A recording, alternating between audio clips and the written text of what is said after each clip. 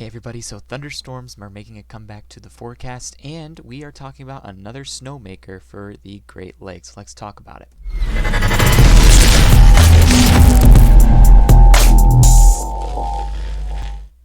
Howdy everyone, the time is 9:05 p.m. and it is March 20th. Welcome to another update from Great Lakes Weather. Now, the models are kind of different on regards to the systems that will be moving through over the next couple of days, but I do see thunderstorm potential for particularly parts of northern Indiana, southern Michigan, northern Ohio, and then I also see possible snow event for much of the Great Lakes region, not just including that specific area. There's still stuff to be worked out and stuff to be trimmed, and it's likely going to change, but it does appear that there might be some snow near the weekend, and then as well as we could see some thunderstorms as early as Thursday to kick off the spring season. So we're going to get right to it. As of 5:40 p.m.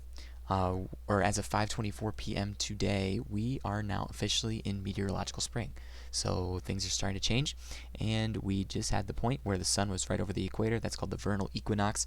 5:24 p.m. that occurred. We are now into the official spring season, and with that comes your spring thunderstorms, which I believe will come as early as Thursday. So what we're looking at right now, as you can see, southwest Michigan, Indiana also in a thunderstorm risk for Wednesday. This is actually the threat for Wednesday. You do notice there's a marginal risk for severe weather out to the west.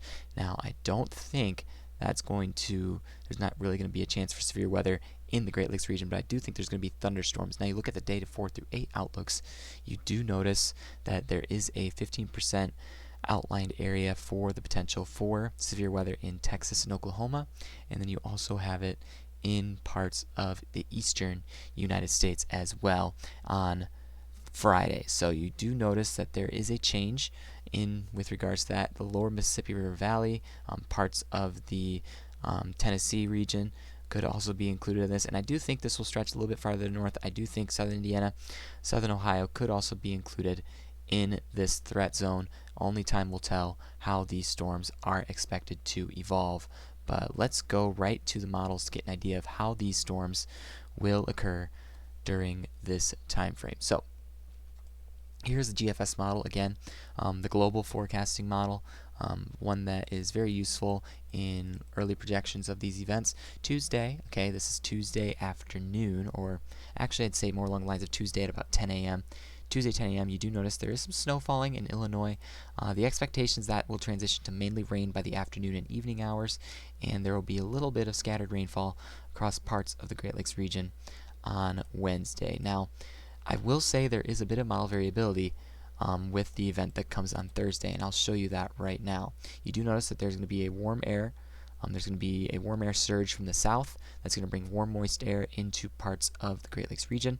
And then what you do notice as well is as this low begins to, there's an error there, as this low begins to move into the Great Lakes region, drawing from that warm, moist air, and it's also pulling in that warm, moist air from the Bermuda High out east, you do have the initiation of some rainfall across southern Michigan. So there is going to be quite a bit of rain, particularly across parts of Michigan, northern Indiana, northern Ohio, and I do expect that the possibility of some thunderstorms to begin to form. Now, there are variabilities with the models here. It does show more of a focus of those stronger thunderstorms in parts of Missouri Friday afternoon, but it does show initiation of thunderstorms even as far south as Indiana and Ohio.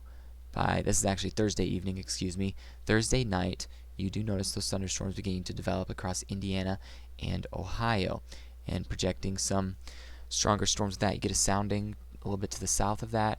You do notice that there's low-level wind shear present, not strong low-level wind shear, but it's weak low-level wind shear, and you do have those high top clouds that could initiate and bring some stronger storms. Now, there is some convective inhibition in the atmosphere, but the storm relative velocity, the spin in the atmosphere that we have, is around 300, which still can contribute to some stronger storm development. So I do think there could be some thunderstorms developing from this, but notice they are high top thunderstorms, or high cloud base thunderstorms, which means mainly the impacts will not be felt as much at the surface as a result. But those storms, probably your general springtime thunderstorms that you would see kind of just moving off to the east and kind of covering parts of Indiana and Ohio according to the GFS. Now the Euro is much different, and I'll show you that in just a second. So that's the first low That's going to move off to the east. You also have the second low that's out in the plains that could start to develop on the backside as well. And you do notice that this one does seem to develop some thunderstorms out ahead of it, showing that severe potential that is projected also by the Storm Prediction Center. We get a sounding outside of that, show that marginal severe potential. Temperatures in the mid-70s, some instability, not too much helicity in the atmosphere with this, but you do have some directional shear at the surface going up into the westerlies aloft. High tops with those low cloud bases, lots of different things showing up for the potential for some supercells with that setup. Now, one thing to notice about this is on Saturday, it does develop into a rather powerful convective line that is going to be moving through. You do have those tops, those high tops, and then you go down farther to the south, again showing that marginal tornado potential with the storm relative helicity increasing in places that around 280, 400 at 3 kilometers. So you do have that storm relative helicity, that spin in the atmosphere capable of producing those tornadoes across parts of the south. Now here off to the north, notice the rain does seem particularly focused across parts of southern Ohio, southern Indiana. The rainfall is focused there.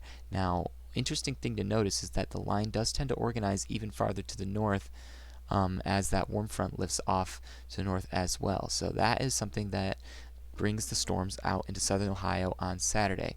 Now, key thing to point out, backside of this system, you do have rainfall developing and even some snow. Now, there is a lot to be determined with this forecast, but it does show that by Saturday, you do, as that low deepens, you get a transition to snow, heavy snow, across parts of northern and central Indiana. And then the entire brunt of it shifts to pretty much snow as it moves up into eastern Michigan. So there's still a lot of variables to be played out given the deepening of the low, the strength of the low deepening, the amount of temperature decrease we have on the backside, and there's going to be a lot of questions we have to answer before we actually put this in place. But it does look like, first of all, initial thunderstorms for parts of Ohio, southern Ohio on Saturday, and then a snowmaker for parts of the Great Lakes region on Saturday evening into Sunday, Palm Sunday that day. So, actually not Palm Sunday, that's the following week, excuse me. But you do have that snow transition as we go into Saturday. And then the long-range models, again, showing more snow. Winter's probably not going to be done for at least a couple of weeks. I think we'll still be dealing with some of the issues with winter for a little bit. But you do notice that some thunderstorms might initiate even across parts of Michigan Thursday afternoon, and then they really start to take off Thursday night into Friday across parts of Indiana and Ohio, followed by that next system that could bring snow on Saturday to parts of the Great Lakes region. So it's going to be messy, rather sloppy over the next couple of days. That's something that to pay attention to. Let's compare it to the Euro now real quick, and I'm actually going to zoom in on our location to get a better idea of where what the Great Lakes region could expect based on the Euro model's assessment. So here we have currently what's going on. You have some rainfall moving through, temperatures 43 degrees outside, so these areas that you see freezing rain, likely not freezing rain, it's probably, or sleet, it's likely just more along the lines of rainfall. Moving off to the east where we get to Tuesday evening, you do notice, again, following consistent to the GFS model, you have that rainfall moving through parts of Indiana as well. And then it also begins to show that convective initiation of some thunderstorms Wednesday night into Thursday. You get a sounding of those thunderstorms. This is at 7 p.m. on Thursday. Temperatures in the 50s. Again, not really looking suitable for more intense thunderstorms at the current moment. As you get that farther to the south, though, you do notice, okay, we do have some readings of some higher elevated thunderstorms with this setup here. And then it also shows more initiation of some thunderstorms out in Illinois Thursday night as well, with those showing high tops and low cloud bases, a little bit of low-level wind shear, but not really suitable for an intense severe weather event. Maybe an isolated severe wind gust with this could be possible, but Euro does show those thunderstorms moving through this region as we get into Thursday. Temperatures will be in the upper 40s, so maybe a rumble of thunder here and there, but I don't think there's going to be any severe weather with those. And Euro actually downplays the intensity of the storms as you get into Indiana and Ohio Thursday afternoon. So with that, it's fair to assume that there's still a lot of models inconsistency with this event that's moving through. And then you notice that secondary system that brings in that heavier rainfall across parts of Indiana and Ohio later on. Let's back up and look at the Saturday event with the run, with a more recent run, or a lower recent run. You do notice that another snowmaker does start to show up also on the models here, and you get a sounding in Ohio on Saturday, and you do have that stronger low-level shear, and but not really the temperature nor instability to fuel stronger thunderstorms. So another chance of just some general thunderstorms with that event, but the snow does tend to appear across parts of northern Michigan and the Upper Peninsula. So we will start to see some changes into how the weather evolves over the next couple of weeks as we are now transitioning to an ENSO neutral season.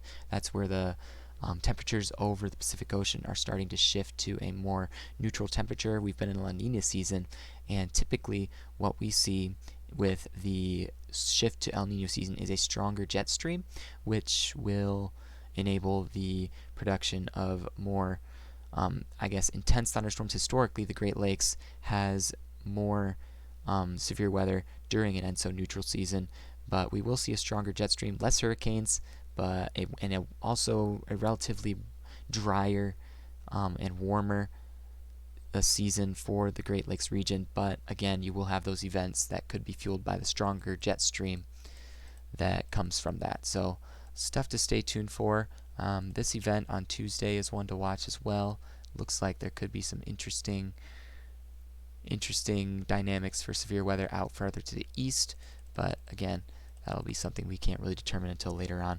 But that's pretty much all I wanted to show you. Wanted to get this out there early because I likely won't be able to talk over the next few days with my jaw surgery I'm having. So just keep in mind that we'll be watching for some thunderstorms over the next couple of days, and then that snowmaker event that we could possibly see on Saturday, this one right here. So stay tuned for that, and make sure to subscribe and stay connected. Thanks for watching. Hopefully you have enjoyed. I will be in Ohio this weekend, so if there are any storms that fire up down in that region, I will definitely keep you guys updated on those and possibly go out and see them. I finally fixed my SRT streaming, so we will now be live streaming storm chases this spring to Facebook, and this, well, of course, we're going to stream YouTube and to Twitch as well. So stay tuned for those. Looking forward to that opportunity. So thanks for watching. See you all later.